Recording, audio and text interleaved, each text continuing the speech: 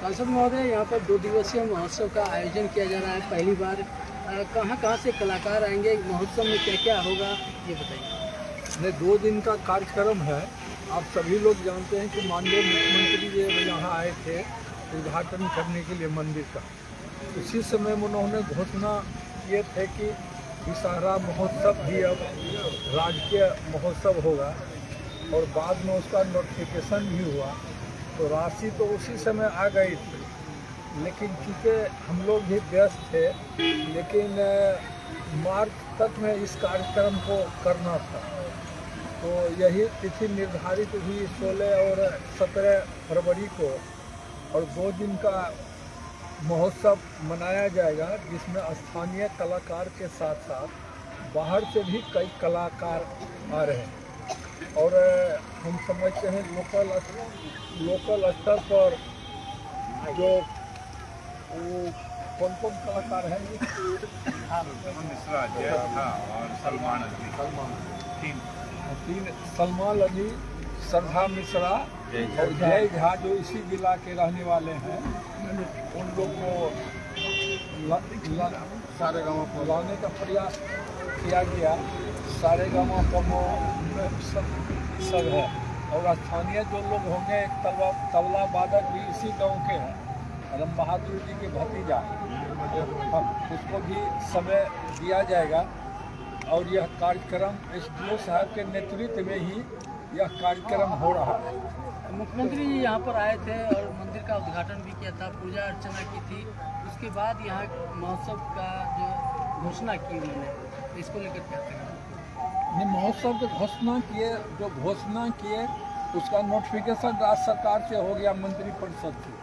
उसमें कहना क्या है, अब यह प्रत्येक साल महोत्सव यहाँ विषहरा महोत्सव होगा, और लोग इस महोत्सव में आएंगे, मिलन जुलन होगा, और सांस्कृतिक कार्यक्रम जब होता है तो विचार का भी आदान प्रदान होता है, उसमें सौहार्द भी बनता है। यह कार्यक्रम ख्याति प्राप्त मंदिर है, लोग आएंगे तो इनका भी दर्शन भगवती का लोग करेंगे। यही सदा अब चलते रहेगा। एगो बात रेल मंत्री से जहाँ मिल लिया। हाँ,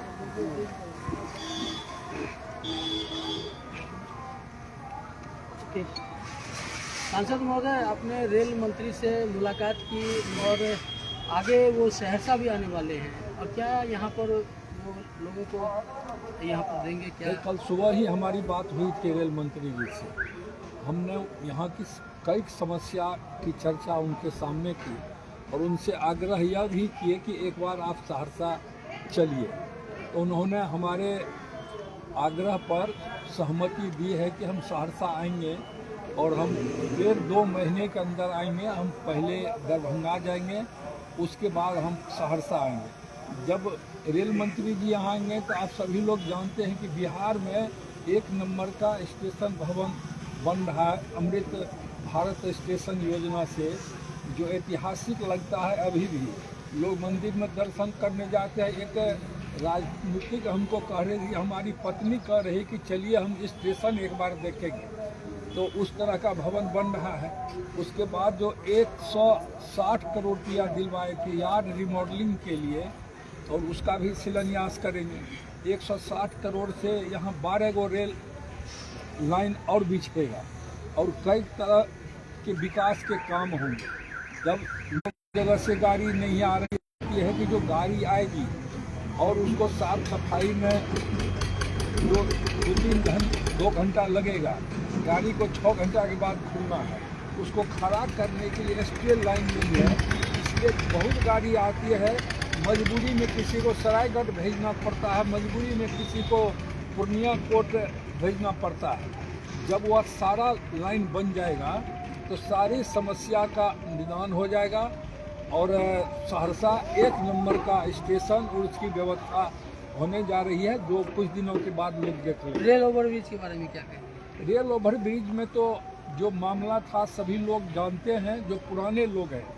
रेल ओवरब्रिज जो बंगाली बाजार रेलवे ढाला पर बनना था, उसकी स्वीकृति सप्लीमेंट्री बजट में 1997 में ही पास हुआ था। उसमें तत्कालीन रेल मंत्री आदरणीय रामविलास पासवान जी थे, लेकिन कुछ अड़चन उसमें यह हुआ कि 1.5 साल ही हम लोग सांसद रहे, 1.5 साल ही मंत्री जी रहे, और पहले पथ निर्माण विभाग का सड़क था, बाद में NH हो गया, तो उसमें उसके मानक पर डिफरेंस आ गया कि हम अप्रोच किस तरह का बनाएंगे, तो वह नहीं बन पाया। बाद में कई तरह की अड़चन आती गई, लेकिन अंतोगत्वा जब सब कुछ हो गया तो हाईकोर्ट में जो स्थानीय व्यापारी हैं हमारे यहाँ के, स्वाभाविक है को जो प्रभावित होते हैं सोचते हैं कि हमारा थोड़ा सा भी ज़मीन कटेगा तो नहीं कटना चाहिए, तो कोर्ट में चले गए थे, और कोर्ट से एक्टिंग चीफ जस्टिस साहब के यहाँ वह निर्णय हो गया कि नए जनहित के काम को नहीं रोका जा सकता। तो हम लोग इतना ख्याल करेंगे, माननीय मुख्यमंत्री जी से भी कहे हैं कि दुकानदार को कम से कम क्षति हो, यह प्रयास हम करेंगे, और उसमें न राशि की कमी है, न जो जमीन अधिग्रहण होगा जिसमें 104 करोड़ रुपया लगेगा। भारत सरकार कहा कि हम स्टेट में यदि कोई योजना बनती है तो जमीन अधिग्रहण का हम पैसा नहीं देंगे, तो हमने माननीय मुख्यमंत्री से विनती करके 104 करोड़ रुपया अलग आवंटन यहाँ दिलाए, तो राशि वगैरह का कहीं कोई दिक्कत नहीं है। पुल निर्माण निगम उसका टेंडर भी पहले से निकाल के रखा है, और प्रशासन, हमारे जिला प्रशासन भी तत्पर है, और यह काम बहुत आगे बढ़ेगा। जो टेंडर वगैरह में समय लगेगा सभी काम होगा। माननीय मुख्यमंत्री जी आए थे सहरसा, तो उन्होंने स्वयं घोषणा की थी कि बंगाली बाजार रेलवे ढाला पर 100 ओवरब्रिज का निर्माण होगा, लेकिन इतना ख्याल जरूर रखा जाएगा सरकार की तरफ से कि जितनी आवश्यकता ही की जरूरत होगी ज़मीन की उतना ही लिया जाएगा, और दुकानदार को परेशान नहीं किया जाएगा। धन्यवाद।